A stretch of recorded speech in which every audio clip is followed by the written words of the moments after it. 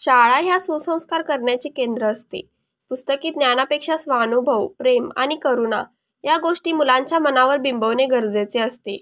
आज शनिवार, प्राथमिक व माध्यमिक आश्रमशाळा तेरवाड, तालुका शिरोळ, जिल्हा कोल्हापूर येथे विना दप्तर आनंदी शनिवार साजर करत असताना विविध खेळ, मनोरंजनात्मक अभ्यास व खेळानंतर झाडांची माहिती घेण्यासाठी मुले जेव्हा झाडाजवळ गेली, तेव्हा इयत्ता 7वीत शिकणारा वेदांत पाखरे या विद्यार्थ्याला झाडावर चिमणी फडफड करताना दिसली.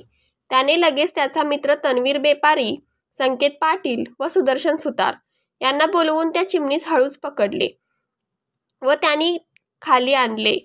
त्यावेळी ती चिमणी घरटे करत असताना तिच्या गळ्याभोवती पांढऱ्या दोरीचा फास लागला होता. त्यामुळे ती तडफडत होती.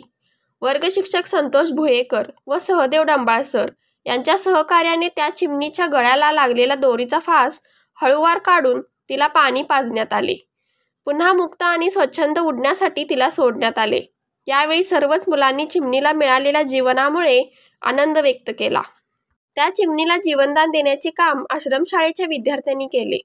जल के स्थल के और गगन के सबका मंगल होय रे या वचनाप्रमाणे प्राणी जीवावर प्रेम करणाऱ्या व त्यांना जीवनदान देणाऱ्या या विद्यार्थ्यांचे शाळेने कौतुक केले.